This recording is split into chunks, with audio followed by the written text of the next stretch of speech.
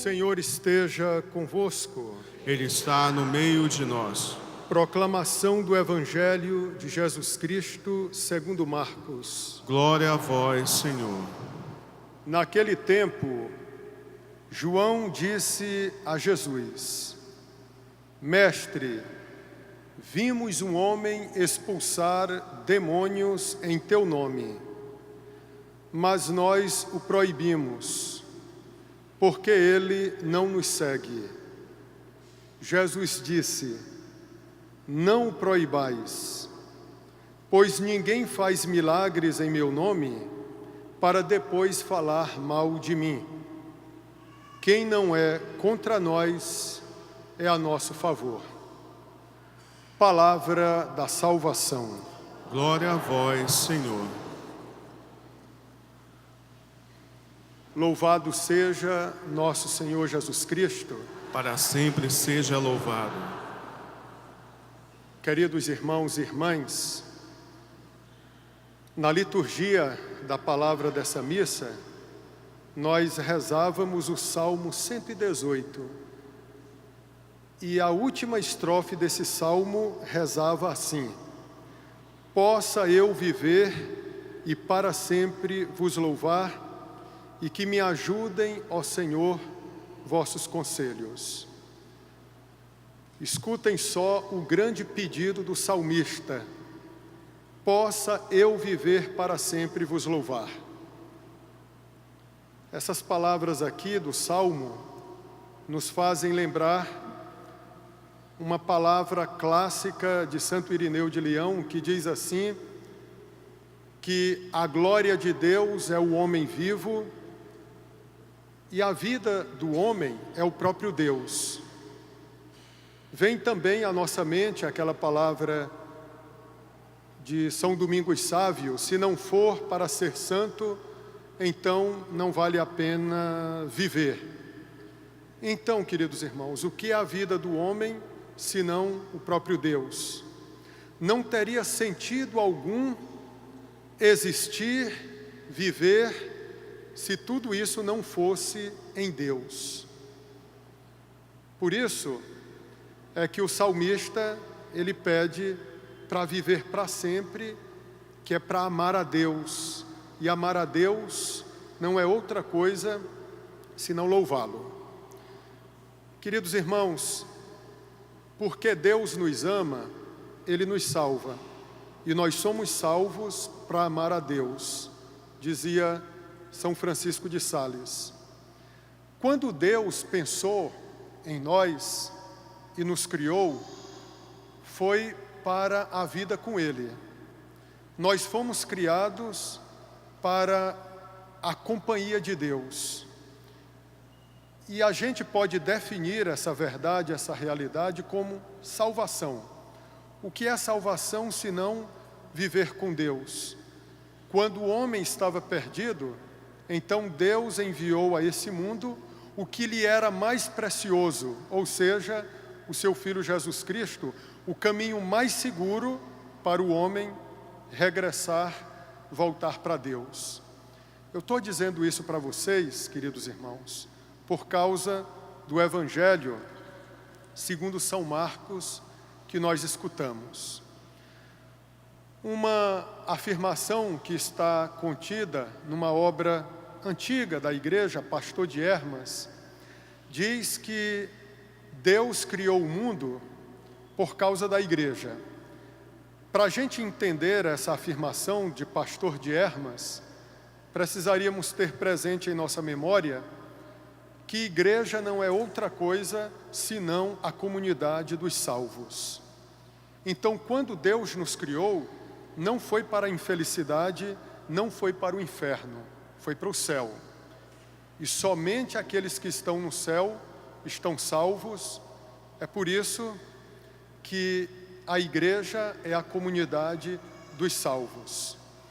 Deus deu a sua vida por ela, a fim de purificar a igreja, e ela é mostrada como a noiva bem enfeitada, que se apresenta para o seu noivo, o seu esposo que é Cristo, para as núpcias. Então, queridos irmãos, é necessário que nós sejamos agregados à igreja. Ela é visível, sim, mas ao mesmo tempo ela é invisível. Ela é visível na Igreja Católica. Eis o caminho mais seguro revelado por Deus, no qual o homem pode ser salvo. Então, queridos, se vocês prestaram bem atenção no Evangelho, João, quando pergunta para Jesus, ou melhor, quando ele diz para Jesus: Mestre, vimos um homem expulsar demônios em teu nome, mas nós o proibimos porque ele não nos segue. João também é levado a dizer isso porque ele reconhece a comunidade eleita por Jesus como o único meio de salvação. Mas nosso Senhor, queridos irmãos, na sua sabedoria, entende que quantas pessoas não podem chegar ao conhecimento do Evangelho de uma maneira fácil. Vocês já perceberam, a Igreja Católica, ela está espalhada pelo mundo inteiro, mas ela ainda é proibida de se manifestar em muitos lugares. Quantas pessoas, infelizmente, poderão morrer sem nunca ter recebido o anúncio da palavra? É por isso que Deus tem outras maneiras, outros meios de fazer com que essas pessoas pertençam ao seu corpo místico, que é a igreja. Não vamos dizer que Deus tem outros meios de salvação, outros caminhos de salvação, não. O único meio, o único caminho de salvação, nosso Senhor Jesus Cristo. E quando repetimos aquela palavra de São Cipriano, fora da igreja não existe salvação, é o mesmo que afirmar e que dizer, fora de Cristo não existe salvação. Eu digo a vocês que nesse tempo no qual nós vivemos, de pluralidade religiosa, infelizmente uma consequência dessa pluralidade é a gente relativizar a Igreja Católica, ou seja, nivelá-la, descê-la ao nível, eu diria, de outras denominações, às vezes sem reconhecer o valor singular, ímpar, da Igreja de Cristo, que se chama católica. Então, queridos irmãos, o Senhor entregou à sua igreja o mandato do anúncio do Evangelho: ide pelo mundo inteiro e pregai o Evangelho a toda criatura, porque a gente não pode agora usar como pretexto, Deus vai usar outros meios para salvar aquelas pessoas que não conhecem o Evangelho, que não conhecem a igreja. Digamos de outra maneira, que Deus há de agregar essas pessoas à Igreja Católica de um outro jeito, mas é como igreja, como única igreja que nós somos salvos. Agora vocês podem sair daqui entendendo essa primeira leitura, que é do Antigo Testamento, do livro do Eclesiástico. Esse livro, ele foi escrito em um ambiente pagão, por isso, queridos irmãos, que ele fala na sabedoria. Talvez muitos de nós poderíamos pensar essa sabedoria como inteligência, ciência, mas a sabedoria a qual a primeira leitura se refere é o próprio Cristo, a sabedoria de Deus. Como essa primeira leitura está situada no Antigo Testamento, ainda não se conhece plenamente a segunda pessoa da Santíssima Trindade, que é Jesus Cristo, nosso Senhor. Mas quantos filósofos pagãos, queridos irmãos, falaram de Cristo sem saber? Como disse também o próprio Jesus, se referindo a Abraão, quando ele disse aos judeus: Abraão também desejou ver esse meu dia. Ou seja, Abraão me conheceu só na esperança. Então, queridos irmãos, se a gente tomar de novo essa primeira leitura do livro do Eclesiástico, o povo que fala da sabedoria, talvez até sem saber, inconscientemente, já está desenhando o perfil, dando o esboço daquele que é o Cristo, o esplendor da glória de Deus Pai. Nosso Senhor Jesus Cristo, no Evangelho, responde a João dessa maneira: não proibais. Não os proibais, pois ninguém faz milagres em meu nome para depois falar mal de mim. Quem não é contra nós é a nosso favor. Em outras palavras, quando se pergunta, toda religião é boa? Se a religião não te conduz à verdade, e a verdade é Cristo, agora, se a religião te leva ao conhecimento da verdade, ela teve uma utilidade. Eu diria assim que todas as religiões só podem ter utilidade se forem sombras da verdade. Mas, queridos irmãos, se quem está em qualquer religião para nela, então não está cumprindo a utilidade da religião.